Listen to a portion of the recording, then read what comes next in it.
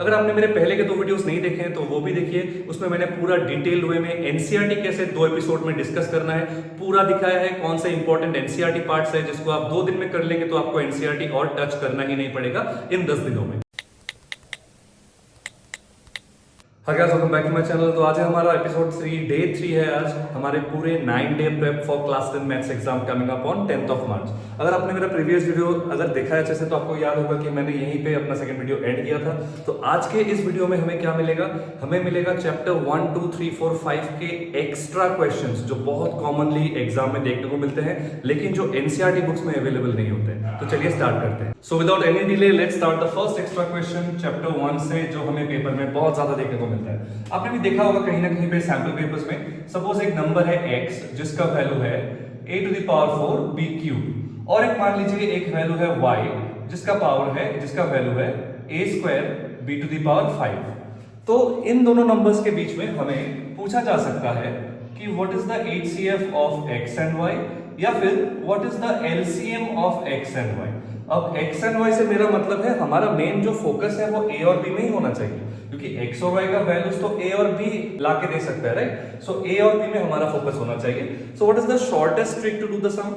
जब आपको HCF पूछा जाएगा you have to take the lowest powers of a and b, and जब आपसे LCM पूछा जाएगा you just have to take the highest powers of a and b। Now what do I mean by that? जब मैं HCF में lowest powers की बात कर रहा हूं, मैं दोनों को कंपेयर करके a का लोएस्ट पावर कौन सा है वो लिखने वाला हूं, so which is a square, और b का लोएस्ट पावर कौन सा है, ऊपर है b cube. So if I compare them lowest power के हिसाब से हमें a स्क्वायर b क्यूब मिल रहा है इसका HCF। सेम अगर हम लोग LCM जाएंगे तो हम हाईएस्ट पावर्स लेंगे, दोनों को कंपेयर करने से a का हाईएस्ट पावर क्या आ रहा है 4 which gives us a to the power 4, b का हाईएस्ट पावर क्या आ रहा है 5 which gives us b to the power 5, so this becomes the LCM, as simple as that। ऐसे क्वेश्चंस बहुत ज्यादा आते हैं, ये ट्रिक को याद रखिएगा। सो अब जो नेक्स्ट एक्स्ट्रा क्वेश्चन है उसके बारे में मेरे पहले वीडियो में थोड़ा सा डिस्कशन हुआ था, बट सम को मैंने सॉल्व करने का ट्रिक नहीं बताया था। So let's see the trick. हमें प्रूव करना है √3 + √5 इज इरेशनल, ठीक है, हमें प्रूव करना है। और ऑब्वियसली अगर ऐसे क्वेश्चंस आते हैं तो क्वेश्चन में मेंशन होगा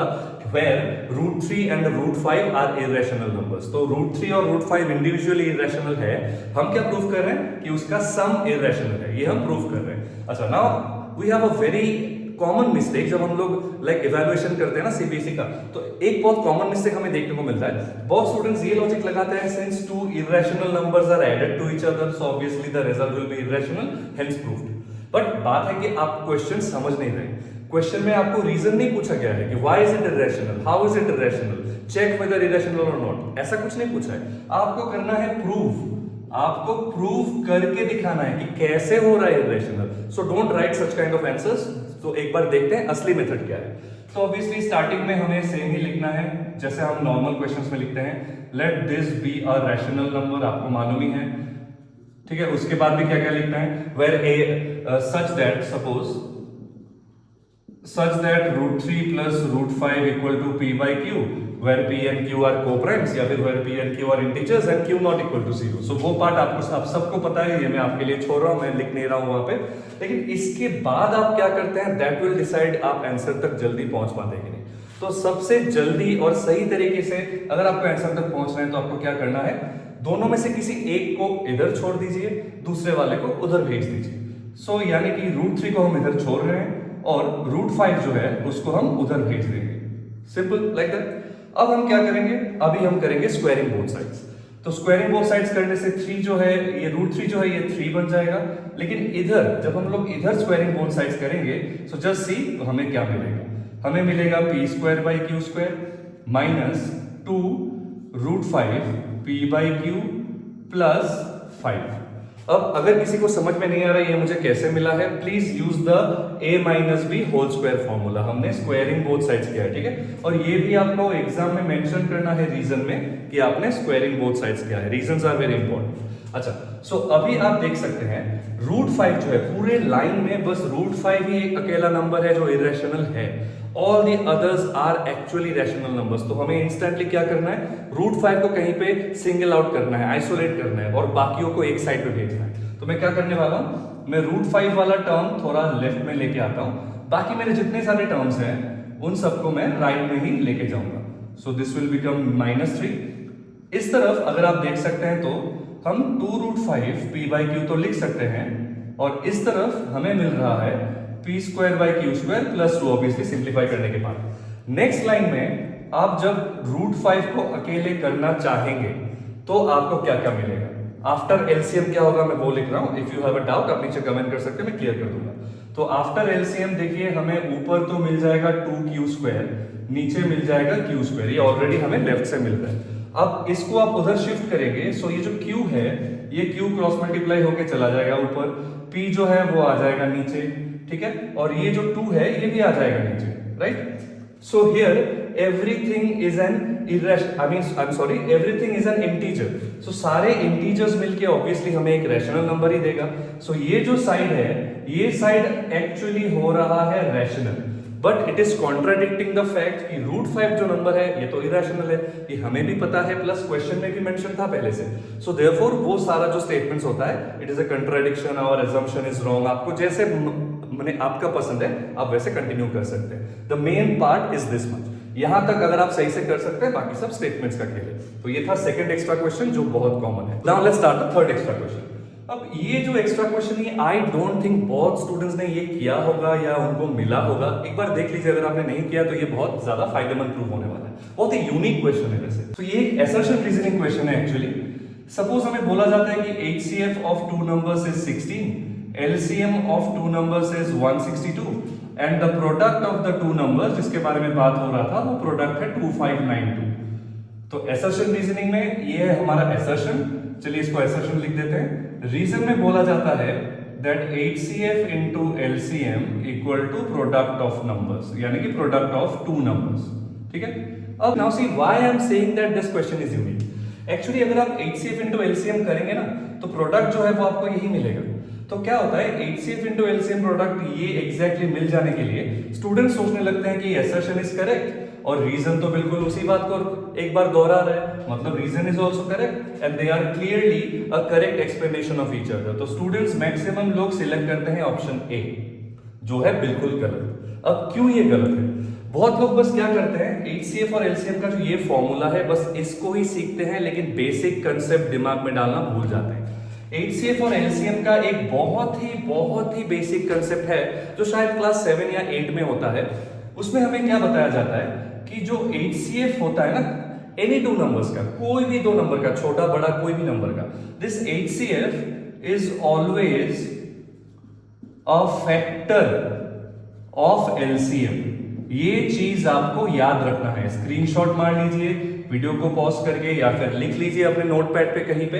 if you are forgetting this thing आप ऐसे गलती बहुत कर सकते हैं। तो अगर इस रूल को हम यहाँ पे मैच करने जाएं तो हमें पता चलेगा ये एक्चुअली सही है कि नहीं। देखिए 16 जो नंबर है वो डेफिनेटली 162 का फैक्टर नहीं होता है, आप डिवाइड करके चेक कर सकते हैं। तो क्या हो रहा है, even though products are matching but the logic is कि कोई भी नंबर का HCF 16 होने से LCM उसका 162 हो ही नहीं सकता है, या फिर कोई भी नंबर का LCM 162 होने से HCF उसका 16 हो ही नहीं सकता है। So there is a fault in the assertion. तो असर्शन फॉल्ट होने से कौन सा ऑप्शन आपको चूज करना है आपको पता है, and that is not definitely option A. तो ऐसे मिस्टेक्स आपको नहीं करना है। Okay, so now let's come to the next question. ये भी एक बहुत ही यूनिक क्वेश्चन है लेकिन बहुत ही इंपॉर्टेंट है, कभी कभी दिख जाता है स्पेशली स्टैंडर्ड पेपर में। सो ये क्वेश्चन है, find the largest 6 digit number which is divisible by, मैं फुल क्वेश्चन नहीं लिख रहा हूं, I hope you are like listening to what I am saying, which is divisible by 24, 15 and 36। तो ये है हमारा क्वेश्चन। तो इसमें क्या करना है, देखिए जो डिविजिबल बाय टाइप का क्वेश्चन होता है उसमें ऑब्वियसली सम शुरू होता है LCM के साथ, क्योंकि LCM ही वो नंबर है जो इन तीनों से डिविजिबल होगा। तो पहले हम लोग LCM का पार्ट एक बार समझ लेते हैं, उसके बाद हम लोग लार्जेस्ट 6 डिजिट वाले पार्ट में फोकस करेंगे। तो अगर आप कैलकुलेट करके LCM ऑफ 24, 15 और 36 निकालेंगे you are going to get 360। आप अपने हिसाब से कैलकुलेट कर सकते हैं। तो पहला पार्ट इज डन। पहले पार्ट में हमें क्या करना है, LCM फाइंड करना है। सेकेंड पार्ट में हमें क्या करना है, अभी हम लार्जेस्ट 6 डिजिट नंबर के बारे में डिस्कस करेंगे। So largest 6 digit number as you know है 69, राइट। तो ये 69 है लार्जेस्ट 6 डिजिट नंबर। तो हमें ऑब्वियसली हमारा ज्यादा इंटरेस्ट 360 में है। क्यों हमारा ज्यादा लाइक इंटरेस्ट 360 में है, बिकॉज 360 इज ए नंबर जो इन तीनों से डिविजिबल है। तो अगर 360 को यूज करके हम लोग इसको ऑपरेट करेंगे तो इसके नजदीक कौन सा वो नंबर है जो इन तीनों से डिवाइड होता है, वो हमें बहुत जल्द मिल जाएगा। और इसको करने का इजीएस्ट वे क्या है, आप 360 से इसको डिवाइड कर दीजिए, वेरी सिंपल। आप जब 360 से इसको डिवाइड करेंगे, आप कैलकुलेशन अपने आप इतना 100% कर ही सकते हैं, राइट। तो आप जब करेंगे, आफ्टर ऑल द कैलकुलेशन आपको रिमाइंडर मिलेगा 279, ठीक है।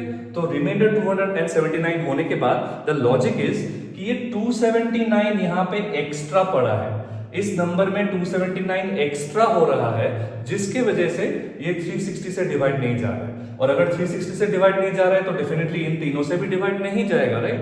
तो ये 279 जो एक्स्ट्रा है ये हमें हटाना है। अब मैथ्स में हटाने का मतलब क्या है, मैथ्स में हटाना मतलब डेफिनेटली है सब्ट्रैक्शन।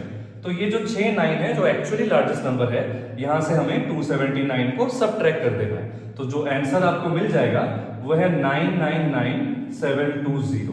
तो ये है लार्जेस्ट 6 डिजिट नंबर जो इन तीनों से डिविजिबल है, ठीक है। तो this is also a very unique extra question जो कभी कभी पेपर में देखने को मिलता है।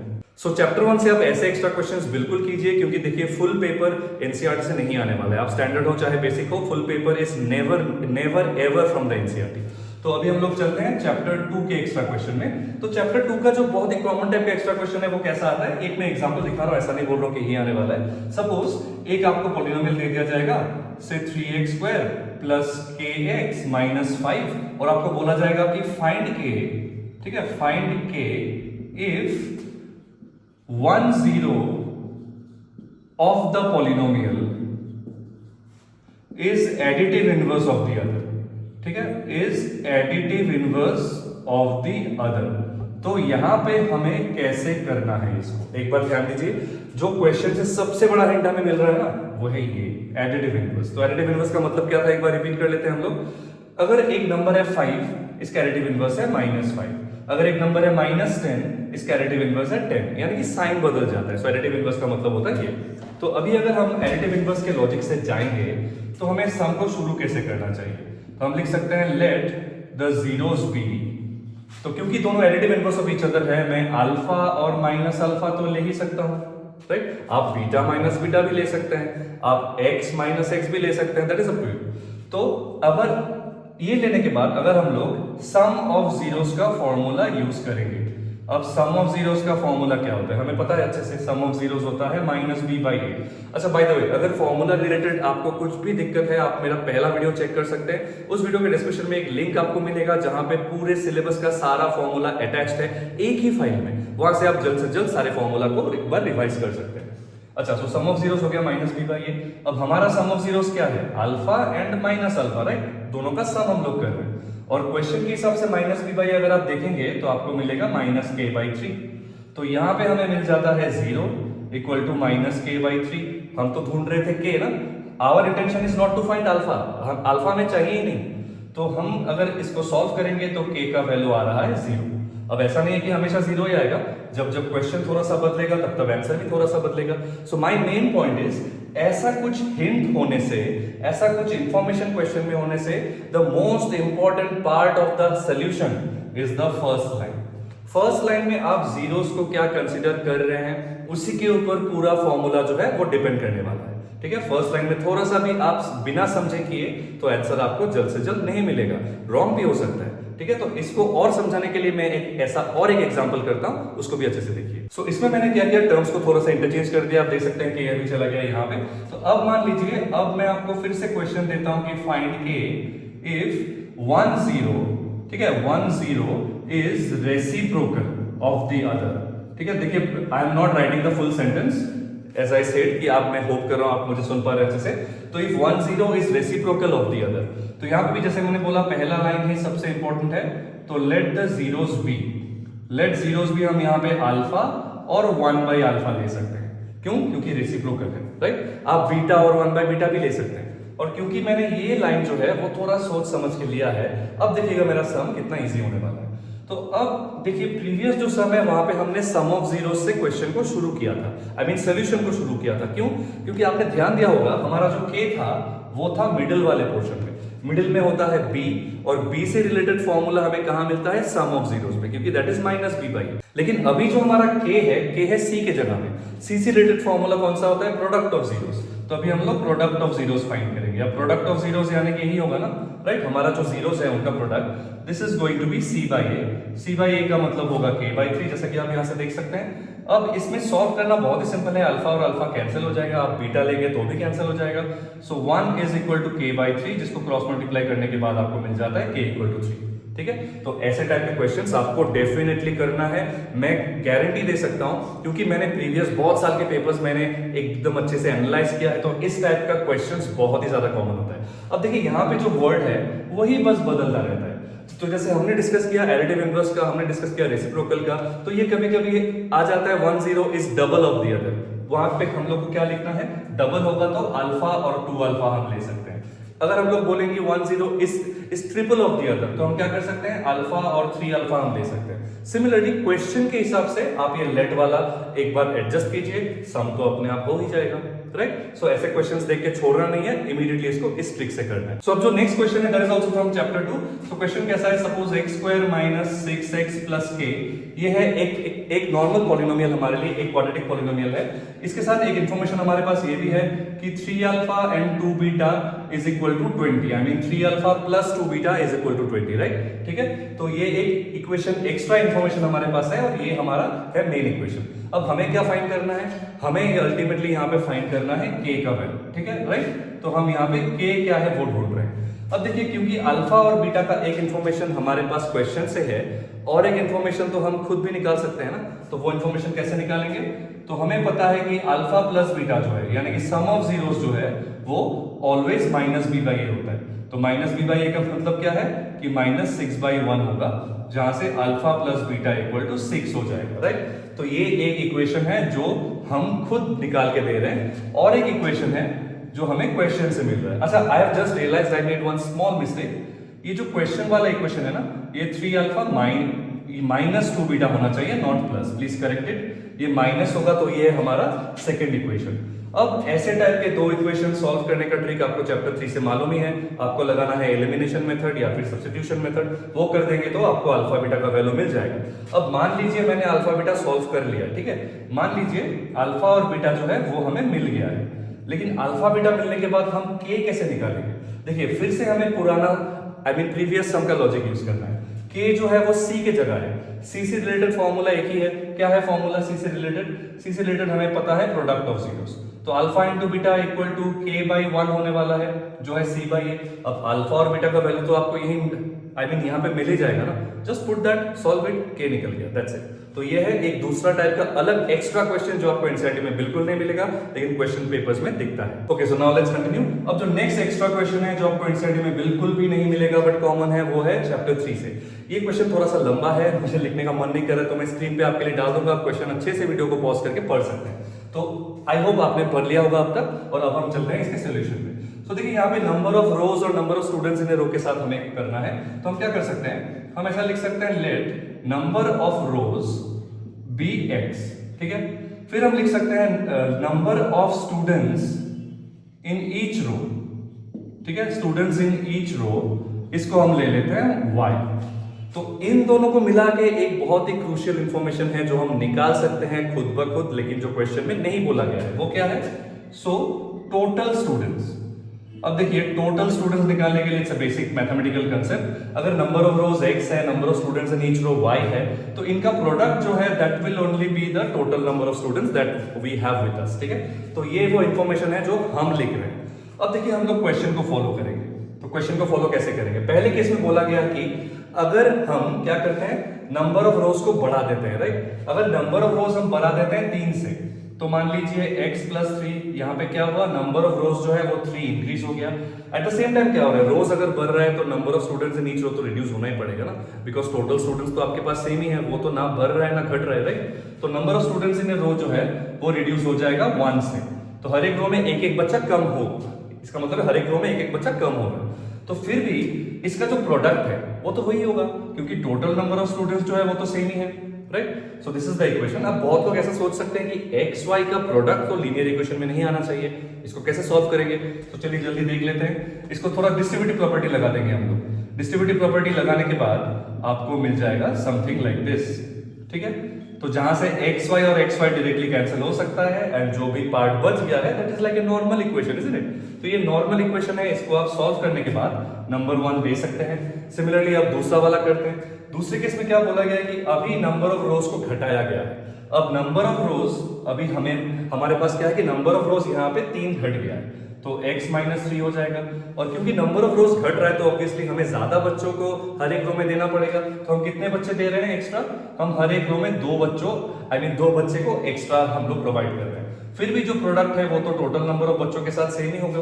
सो this is the second equation. इसको भी आप सिमिलरली ऐसे सॉल्व कर सकते हैं। फिर आप नंबर 2 दे सकते हैं। इसके आगे प्रोसेस कौन सा लेंगे, एलिमिनेशन या substitution, that depends on you, आपका जो मर्जी आप वो कर सकते हैं। सो इस सेम कंसेप्ट का एक्चुअली और भी एक क्वेश्चन होता है जो है एरिया रिलेटेड। तो आपने देखा होगा कहीं ना कहीं पे कोई सैंपल पेपर्स में, कोई बुक में, कि जैसे कि एक रेक्टेंगल है, मान लीजिए उसका लेंथ है x, ब्रेथ है y। सो वो story, I mean not that story, sorry, वो क्वेश्चन कैसा था कि अगर हम लोग लेंथ को थोड़ा सा इंक्रीज कर देते हैं और ब्रेथ को थोड़ा सा रिड्यूस कर देते हैं तो एरिया जो है वो थोड़ा सा बढ़ जाता है। तो see I am just writing an example, okay.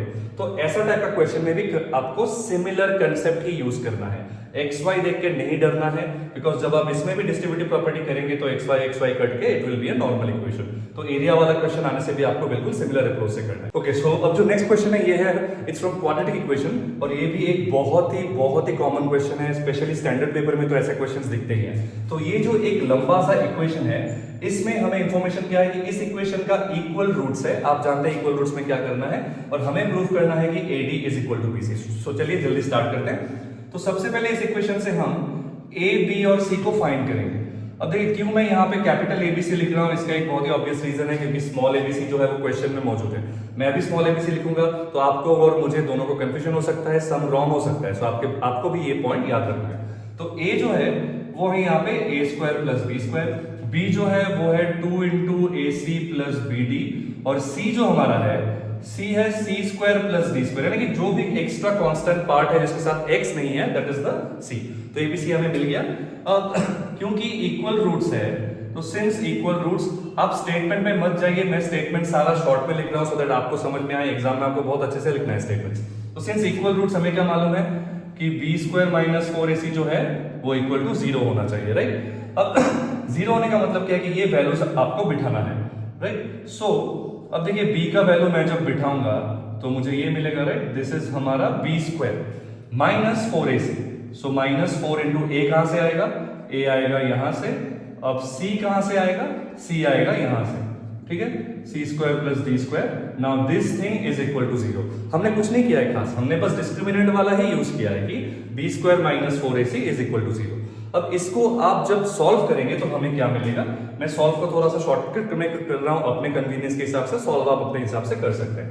इसको जब मैं सॉल्व करूंगा मुझे मिलेगा 4A² C² plus 4B² D² plus, इसके बाद मिल जाएगा आपको प्लस 16AC PD। आप जब सॉल्व करेंगे आपको डेफिनेटली यही मिलेगा, अपना टेक्निक लगाइएगा।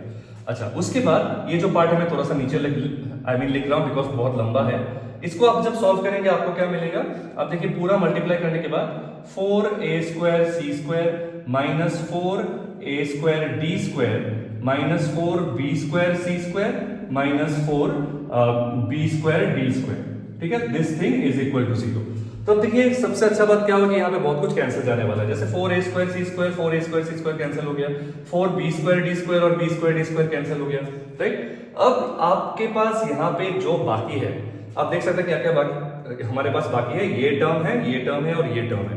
इसको जब आप कंबाइन करेंगे ना, तो इसको कंबाइन करने के बाद आपके पास आएगा, आप देखिए माइनस माइनस में कॉमन लेके एक साथ लिख रहा हूं, तो मैं लिख सकता हूं 4A² D² minus 16AC BD और plus 4B² C² equal to 0। So this is the thing जो हमें आखिर में मिलेगा आफ्टर सॉल्विंग। लेकिन इसका मतलब क्या है, मैं थोड़ा सा ऊपर का रब कर रहा हूं so that I get some space. तो इसका मतलब है कि यहाँ पे एक फॉर्मूला है जो हमें मिस नहीं करना चाहिए। वो फॉर्मूला क्या है, इसके बाद मैं इधर लिख रहा हूं, ओके। तो इधर हमें मिल रहा है 2AD ये 2AD माइनस 2BC का होल स्क्वायर है एक्चुअली, ठीक है। This is actually 2AD minus 2BC का होल स्क्वायर। आप अपने आप कैलकुलेट करके देख सकते हैं, कोई प्रॉब्लम नहीं है। वीडियो पॉज करके आप कैलकुलेट कर लीजिए, इसका और इसका वैल्यू आपको सेम आएगा। अगर आपको ये इक्वल टू ये मिल रहा है तो देखिए, कोई भी नंबर का स्क्वायर अगर जीरो है, इसका मतलब क्या है कि वो नंबर को खुद भी जीरो ही होना पड़ेगा। या फिर आप बोल सकते हैं we are taking square root on both the sides, तो बोथ साइड में स्क्वायर रूट ले लेंगे तो यही आएगा। यहां से आपको क्या मिलेगा, 2AD इक्वल टू 2BC, और इसके बाद आप जब 2 को हटा देंगे, जब आप डिवाइड कर देंगे या कॉमन ले लेंगे व्हाटएवर, तो फाइनल आंसर क्या आ रहा है हमारे पास, AD is equal to BC। देखिए, this is the thing that we needed to prove. आप क्वेश्चन देख सकते हैं। तो अगर आप वीडियो को और एक बार देखना चाहते हैं, आप रिपीट करके देखिए। I think you will understand, apart from the formula जो आई एम एक्सपेक्टिंग आपको पता है। तो इस सम को भी बहुत अच्छे से प्रैक्टिस कीजिए, बहुत ही कॉमन क्वेश्चन है ये भी। ओके, सो ये है चैप्टर 4 का सबसे सबसे सबसे कॉमन एमसीक्यू, जो बहुत बहुत कॉमन है, बहुत ज्यादा आता है। मैं आपके लिए क्वेश्चन, फुल क्वेश्चन जो है वो मैं आपको डाल दूंगा स्क्रीन पे अलॉन्ग विद द ऑप्शंस। तो ये हमारा क्वेश्चन, आई होप आपने ऑप्शन देख लिया वीडियो पॉज करके। तो इसको सॉल्व कैसे करना है देखिए, क्योंकि इसमें इक्वल रूट्स बोला गया है, तो हम सीधा लिख सकते हैं b square minus 4ac is equal to 0, right. जहां से हम लिख सकते हैं b square equal to 4ac। So अभी इसके बाद आप देखिए, सो b का वैल्यू हम क्या लिख सकते हैं, 2 रूट ac।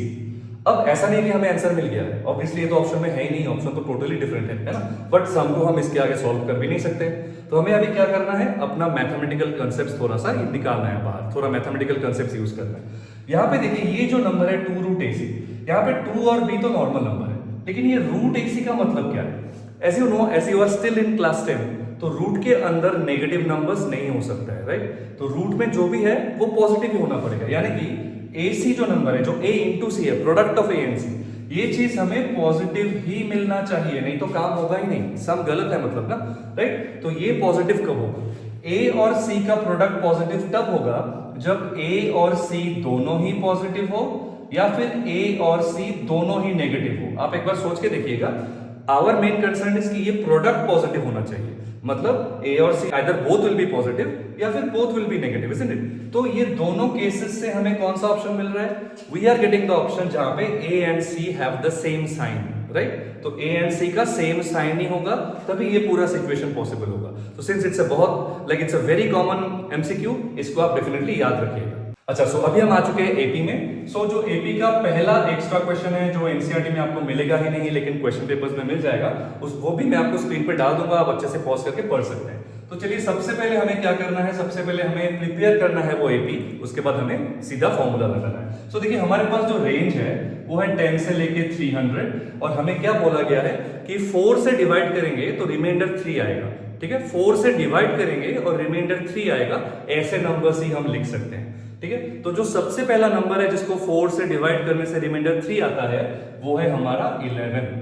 आप देख सकते हैं, इसको 4 से डिवाइड करेंगे तो 8 तक जाएगा, रिमाइंडर आएगा 3। सो इसके आगे अभी क्या है, इसके आगे जो नंबर है वो है 15, इसको भी आप 4 से डिवाइड करेंगे तो रिमाइंडर 3 आएगा। इसके आगे है नंबर 19, इसको भी आप अब 4 से डिवाइड करेंगे तो रिमाइंडर 3 आएगा। यानी कि एपी हमें थोड़ा थोड़ा मिल रहा है, 11, 15, 19 ऐसा करते करते डॉट डॉट डॉट। अगर आप लास्ट नंबर भी निकाल पाएंगे तो भी बहुत अच्छा होगा। तो लास्ट नंबर अगर आप निकालेंगे नियर 300, जो 4 से डिवाइड करने से रिमाइंडर 3 होगा, सो वो क्या होगा अभी। तो हमें एपी में क्या क्या मिल रहा है, a is equal to 11, d is equal to 4, an is equal to 299। हम एक्चुअली फाइंड क्या कर रहे हैं, हाउ मेनी नंबर्स बोला गया है ना, तो आप n फाइंड कर रहे हैं। तो आपको सीधा बस an का फॉर्मूला लगाना है, इसमें सारा वैल्यूज जो है वो डालना है। इसके आगे तो आपको आता ही है, नॉर्मल एनसीईआरटी क्वेश्चन जैसा है, n हमें निकाल देना है। सो n का जो भी वैल्यू आएगा, that is our final answer, ठीक है, डन। तो ऐसे टाइप के क्वेश्चंस आपको डेफिनेटली करना है। सैंपल पेपर्स में, एक्स्ट्रा बुक्स में, जहां मिले ऐसे टाइप के 2-3 क्वेश्चंस कीजिए, आपको पेपर में डेफिनेटली मिल सकता है। Okay, so now comes the next question. ये भी एपी से है, ये भी बहुत ही कॉमन क्वेश्चन है। आपके पास कोई भी एक्स्ट्रा बुक हो, आपको ये क्वेश्चन मिल भी जाएगा, कोई भी ब्रांड का हो, ये क्वेश्चन उसमें रहेगा ही रहेगा। सो this is such a common question. तो चलिए इसको एक बार देखते हैं कैसे करना है। यहाँ पे कंडीशंस कुछ नहीं है, एक नॉर्मल एपी है जहां पे S12 का मतलब है sum of the first 12 terms, sum of the first 8 terms, sum of the first 4 terms, और हमें इसको प्रूव करना है। इसको प्रूव करने के लिए हमें तीनों को ही सेपरेटली फॉर्मूला में करना पड़ेगा, there is no other way. तो चलिए शुरू करते हैं। तो LHS क्या हो जाएगा, S12 में अगर आप फॉर्मूला लगाएंगे तो आपको मिल जाएगा 2a प्लस 11d, देखिए फॉर्मूला के बारे में मैंने पहले भी बोला है, आप मेरा पहला वीडियो से नीचे क्लिक करके वो लिंक से सारे फॉर्मूला सीख सकते हैं। तो आफ्टर यूजिंग द फॉर्मूला मुझे ये मिलेगा, जहां से the maximum thing I can write is this much, ठीक है। इसके आगे अगर मैं कुछ लिखूं भी तो शायद फायदा ना हो, ठीक है। तो अभी के लिए इसको यहाँ पे छोड़ते हैं, देखते हैं आगे फायदा होता है कि नहीं। तो RHS जो है हमारा, RHS देखिए थोड़ा सा बड़ा है, ठीक है। तो RHS एक काम करते हैं, RHS को हम यहाँ करते हैं। तो RHS है हमारा S8 माइनस S4। अब S8 माइनस S4 को हम लोग कैसे क्रैक करेंगे, तो ये हो जाएगा 8/2 ट्वाइस A प्लस 7D। इसमें भी हम फॉर्मूला लगाएंगे तो क्या होगा, 4/2 ट्वाइस A प्लस 3D, है ना। मैंने बस SN का फॉर्मूला यूज किया है, कोई भी स्पेशल कुछ नहीं यूज किया है, डोंट बी वरीड। आप भी फॉर्मूला यूज करेंगे, आप अपने हिसाब से भी लिखेंगे तो आपको यही मिलेगा। तो इसको हम थोड़ा आगे बढ़ाएंगे तो क्या आएगा, 4, इधर आएगा ट्वाइस A प्लस 7D, इधर आएगा 2, इधर आएगा ट्वाइस A प्लस 3D, ठीक है। इसको और 2 लाइन सिंप्लीफाई करना पड़ेगा हमें। तो इस तरफ आप देखिए, आफ्टर सिंप्लीफिकेशन मैं लिख रहा हूं, आप ये पूरा चीज को कैलकुलेट करके मैं कर रहा हूं, डोंट बी वरीड। ऐसा मत सोचिए कैसे हो गया, सॉल्व करके ही हो रहा है। तो इधर आ जाएगा 8A, इधर आ जाएगा 4A, माइनस करने के बाद बचेगा 4A, इधर आ जाएगा 28D, इधर आ जाएगा 6D, माइनस करने के बाद बचेगा प्लस 22D। तो हमें प्रूफ क्या करना था कि S12 जो है वो 3 इंटू दिस है, मतलब इसके साथ 3 मल्टीप्लाई करेंगे तो जाके S12 का ये आ रहा। तो अभी हमें रियलाइज हुआ शायद कि इसको थोड़ा सॉल्व करना पड़ेगा। तो इसको हम सॉल्व करेंगे तो क्या हो रहा है, 12A प्लस 66D। आप खुद देखिए, इसके साथ 3 मल्टीप्लाई करने से ये हो रहा है कि नहीं। देखिए हर एक टर्म के साथ 3 मल्टीप्लाई कीजिए, आपको ये मिल जाएगा, ठीक है। सो अभी हम लोग ऐसा लिख सकते हैं, now 3 into S8 minus S4, यानी कि इसके साथ 3 इंटू S8 माइनस S4 करने से हमें क्या मिल रहा है, 12A प्लस 66D। और 12A प्लस 66D एक्चुअली है क्या, ये है S12, right. So this is equal to S12, यानी कि 3 into this is equal to this. हो गया हमारा काम, सम इज ओवर। तो इतना सा ही प्रूफ आपको करना है। जिसके दिमाग में फॉर्मूला पूरा सेट किया हुआ है ना, वो भी सम को इतना जल्दी, इतना शॉर्ट में परफेक्ट फॉर्मूला के साथ कर सकते हैं। तो फॉर्मूला को जल्दी सीखिए और ऐसे सम से बिल्कुल प्रैक्टिस कीजिए। ओके, सो अभी है आज का लास्ट क्वेश्चन, ये भी AP से है। तो ये क्वेश्चन भी बहुत ही एक्सट्रीमली कॉमन है, आपको NCERT में बिल्कुल नहीं मिलेगा, ऐसा डिस्कशन होता ही नहीं है NCERT बुक में। तो ये क्वेश्चन भी आपको देखना है। तो क्वेश्चन में क्या है, ये मैं शॉर्ट में लिख रहा हूं। इसमें है कि सम ऑफ, ठीक है, सम का बात चल रहा है, ओके। तो सम ऑफ फर्स्ट 10 टर्म्स जो है, sum of first 10 terms of an AP is minus 150, और सम ऑफ नेक्स्ट 10 टर्म्स, ठीक है, नेक्स्ट 10 टर्म्स इज माइनस 550। हमें क्या फाइंड करना है, हमें फाइंड करना है AP, कि AP क्या है। AP क्या है मतलब पहले का 2-3 टर्म ही फाइंड करना है, फिर तो डॉट डॉट दे ही देंगे हम लोग, राइट। तो यहां से हम लोग क्या क्या निकाल सकते हैं, देखिए। तो सॉल्यूशन में sum of first 10 terms is 150, very easy to understand and very easy to write. S10 equal to minus 150 हो गया। तो problem lies with the second point, next 10 terms ना बहुत स्टूडेंट्स सीखते ही नहीं है, उनको पता ही नहीं है नेक्स्ट 10 टर्म्स क्या होता है। वो क्या सोचते हैं, नेक्स्ट 10 टर्म्स है तो फिर से हम लोग S10 लिख देंगे। या फिर बहुत लोग क्या है, बहुत लोग थोड़े से ज्यादा इंटेलिजेंट है, वो लोग सोचते हैं नहीं नहीं, अभी तो नेक्स्ट 10 टर्म्स पूछा है तो हम शायद S20 लिख देंगे तो काम हो जाएगा, क्योंकि अभी तो नेक्स्ट 10 मतलब 20 तक ही है। But obviously both of them are absolutely wrong. जब आपको नेक्स्ट 10 टर्म्स पूछा जाएगा तो आपको फिर से एक बेसिक कंसेप्ट पता होना पड़ेगा। जब हम लोग SN लिखते हैं, SN का मतलब ही है sum of first n terms. जैसे कि जब आप S5 लिखते हैं ना, तो ऐसा नहीं है कि आप कोई भी 5 टर्म चूज करेंगे अपने मर्जी से, it is not like that. S5 का मतलब होता है सम ऑफ फर्स्ट 5 टर्म्स। तो 5 टर्म तो आपको लेना है, लेकिन पहले से ही लेना है, स्टार्टिंग से ही लेना है। बीच का AP से बीच से 5 टर्म उठा के आप S5 बोलेंगे उसको, that is absolutely wrong. S5 लिखने का मतलब है स्टार्टिंग से S5। तो सिमिलरली अगर मैं S20 लिखूं तो यह है स्टार्टिंग से 20 टर्म्स का सम। अगर मैं S10 लिखूं तो यह है स्टार्टिंग से 10 टर्म्स का सम, ठीक है। तो और एक बार रिपीट करते हैं, यह है स्टार्टिंग से 20 टर्म्स का सम, यह है स्टार्टिंग से 10 टर्म्स का सम। लेकिन अगर इन दोनों को हम माइनस कर देंगे तब तो हमें नेक्स्ट 10 टर्म्स मिल जाएगा ना, है ना। क्यों? क्योंकि S20 हमें क्या कर रहा था, 1 से लेके 20 तक का सम हमें दे रहा था। S10 हमें क्या दे रहा है, 1 से लेके 10 तक का सम हमें दे रहा है। तो नेक्स्ट 10 टर्म्स है कहां, यहां पे है, right. This is the part जहां हमें नेक्स्ट 10 टर्म्स मिलेगा। कैसे अचीव होगा ये पार्ट, ये पूरे 20 में से इतना पार्ट जो है इसको निकाल दीजिए, माइनस कर दीजिए, तो आपको ये मिलेगा ना, राइट। तो नेक्स्ट 10 टर्म्स का मतलब होता है S20 माइनस S10। अब S20 माइनस S10 है -150। अब AP हमें फाइंड करना है, तो इसको हम लोग कैसे करेंगे, देखिए S20 माइनस, हम यहाँ पे -150 लिख सकते हैं क्योंकि ऊपर से हम वैल्यू ले ही सकते हैं ना S10 का वैल्यू। तो जहां से S20 इक्वल टू, आप जब पूरा अच्छे से सॉल्व कर लेंगे तो आपको मिलेगा -700। मैंने एक दो लाइन स्किप किया है, मैंने डायरेक्टली सॉल्व किया है। तो अब S20 माइनस 700 का मतलब क्या है, ये होगा 20/2, ये होगा ट्वाइस A प्लस 19D और ये होगा -700, राइट। तो इसको देखिए सॉल्व, आई ट्रस्ट एवरीवन, क्योंकि अभी जो सिचुएशन है, अगर आपको सॉल्व भी नहीं आता है तो आपको डेफिनेटली खुद ब खुद प्रैक्टिस करना चाहिए, ना कि ऐसे किसी वीडियो पे रिलाई करना चाहिए। सॉल्व एटलीस्ट आप खुद अभी कैपेबल होना चाहिए।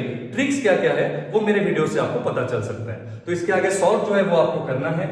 सिमिलरली इसका भी एक अपना इक्वेशन निकलेगा, इसका क्या निकलेगा, 10/2 twice A plus 9D equal to -150। तो इसको भी आप जब सॉल्व करेंगे definitely you will get linear equation in two variables with the variables A and D। तो इसको आप कंटिन्यू करेंगे, आपको A भी मिल जाएगा, आपको D भी मिल जाएगा, राइट। तो मान लीजिए हमें A भी मिल गया है, मान लीजिए हमें D भी मिल गया है, तो हमें चाहिए क्या था, हमें चाहिए AP। अब A और D मिलने के बाद तो कोई भी बच्चा भी हमें AP निकाल के देगा, राइट। सो सम का एंडिंग पार्ट जो है वो डिफिकल्ट नहीं है। सम का डिफिकल्ट कंसेप्ट क्या है, नेक्स्ट 10 टर्म्स। सम का डिफिकल्ट पार्ट क्या है, ये सॉल्विंग। सॉल्विंग अगर आपका करेक्ट है, ऐसा हर एक क्वेश्चन आप हमेशा सही करेंगे। बस इसको ऐसे याद रखिए कि नेक्स्ट 10 टर्म्स में हमें क्या लेना है। सो यहाँ पे नेक्स्ट 10 टर्म्स के बजाय next 5 terms, next 8 terms, next 50 terms कुछ भी आ सकता है, ठीक है। तो एज आई डिस्कस कि आज मेरा प्लान था चैप्टर 1 से लेके 5 तक जितना भी बहुत सारा कॉमन एक्स्ट्रा क्वेश्चंस होता है जो बच्चों को एनसीईआरटी में नहीं मिलता है, वो सारे डिस्कस करना, थोड़े शॉर्ट वे में उसको सॉल्व करके दिखाना। अगर आपको सॉल्व फिर से देख के समझना है, आप वीडियो को रिपीट कर सकते हैं, पॉज कर सकते हैं, स्क्रीनशॉट कर सकते हैं, सो दैट बिना डरे आप भी ऐसा कोई भी क्वेश्चन को फेस कर सकते हैं। तो चलिए बहुत ही जल्द मेरा नेक्स्ट वीडियो आने वाला है, उसमें मैं कुछ अलग चैप्टर्स के लाइक और भी 4-5 चैप्टर्स में लूंगा, जहां से ऐसे एक्स्ट्रा क्वेश्चंस हम लोग डिस्कस करेंगे जो एनसीईआरटी में डायरेक्टली अवेलेबल नहीं होते हैं, लेकिन जो करना बहुत ही जरूरी है। अगर आपने वीडियो से कुछ भी सीखा है तो इसको लाइक और कमेंट नीचे करना बिल्कुल मत भूलिए। अपने दोस्तों के साथ शेयर कीजिए जो शायद अभी क्विकली रिवाइज कैसे करेंगे उसको लेकर डाउटफुल है, और उनके साथ आप जब ऐसे वीडियो शेयर करेंगे तो I think they will be motivated और उनको भी कुछ नया सीखने को मिलेगा। अगर आपने मेरे पहले के 2 वीडियोस नहीं देखे हैं तो वो भी देखिए, उसमें मैंने पूरा डिटेल वे में एनसीईआरटी कैसे 2 एपिसोड में डिस्कस करना है पूरा दिखाया है। कौन से इंपॉर्टेंट एनसीईआरटी पार्ट्स है जिसको आप 2 दिन में कर लेंगे तो आपको एनसीईआरटी और टच करना ही नहीं पड़ेगा इन 10 दिनों में। तो चलिए मिलते हैं मेरे नेक्स्ट वीडियो में।